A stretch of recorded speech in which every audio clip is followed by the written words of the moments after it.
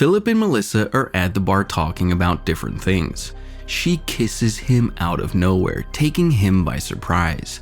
They start making out and soon end up on Melissa's bed.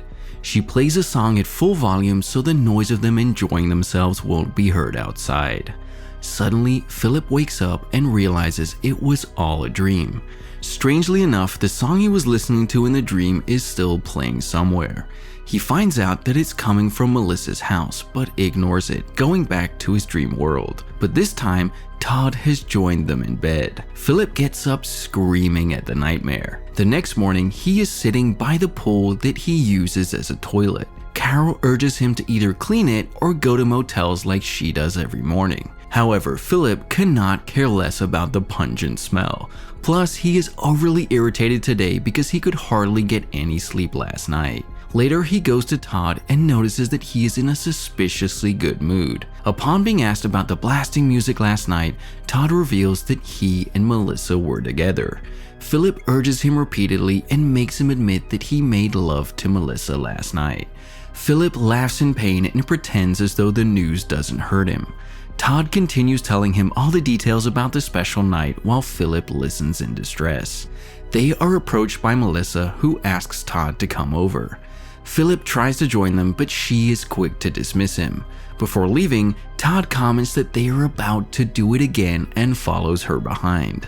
A distressed Philip goes to his home and falls face first into the children's pool filled with alcohol. He tries to keep the thought of Melissa and Todd out of his head, but it follows him to his bed. He can hardly fall asleep because of their lovemaking song blasting in Melissa's house. The following morning, Carol asks him to clean the pool over breakfast. Not wanting to argue, he claims that he is working on it, even though he has no intentions of doing so. Carol also mentions that Melissa told her she is having the best sex of her life.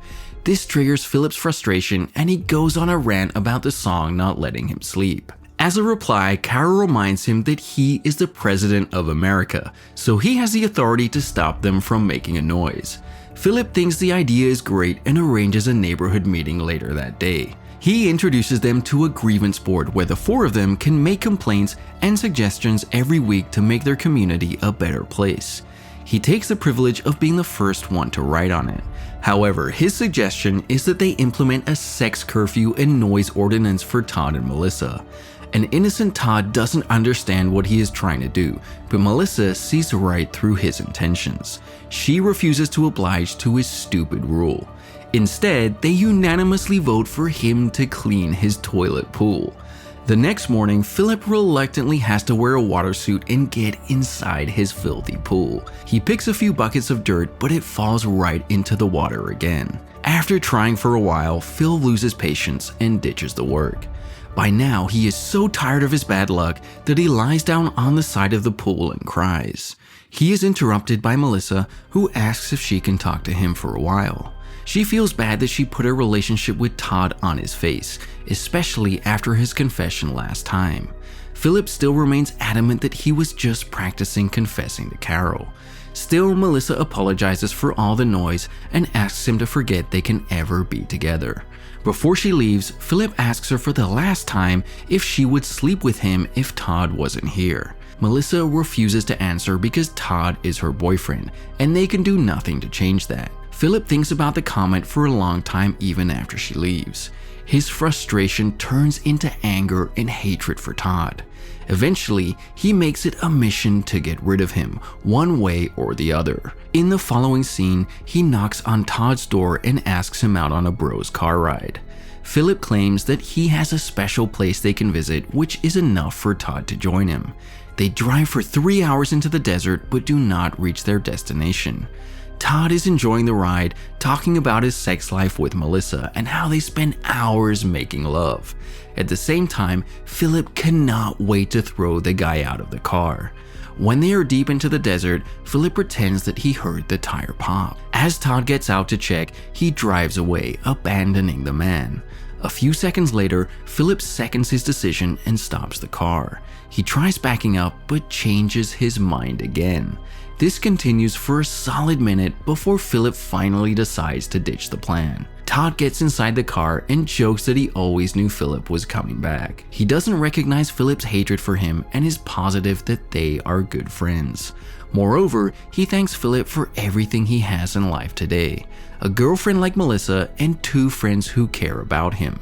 Philip cannot help but feel awful that he tried to abandon a man like Todd. Upon returning home, he is motivated to clean the pool. He gets his gear on and works for hours before finally cleaning everything. Later that day, Carol comes to his house with tissue paper up her nose to avoid the smell.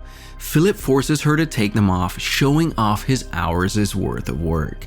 Carol is so happy that she hugs him and says that she is proud to be his wife. For the first time, Philip feels good hearing those words.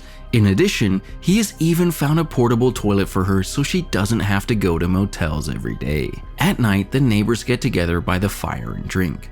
Carol thanks Todd for helping her carry her dresser. He is also praised for making a charm bracelet for Melissa. Philip cannot take someone else being the center of attention, but has to listen to the girls gush about how nice of a person Todd is. It gets worse when Todd brings out a sculpture he made of 4 of them.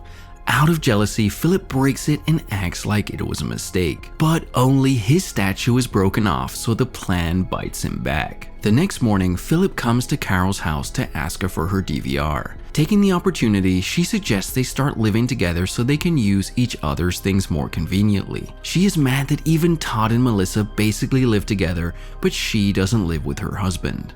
Philip rationalizes his wish to stay alone by claiming that he loves his space and wouldn't be able to adjust with her. An angered Carol asks him to at least fix her door, or else she will ask Todd for help. As a result, Philip pretends to take measurements of the door, but Carol sees right through his act. After that, Philip goes to his favorite bar and talks to his ball buddies.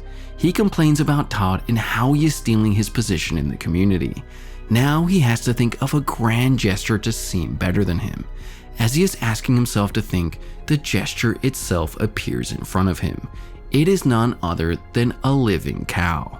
In the next scene, Philip has gathered everyone outside his home. He opens the door and blows everyone off their feet. They haven't seen an animal in more than 2 years, which is why they are beyond thankful to him.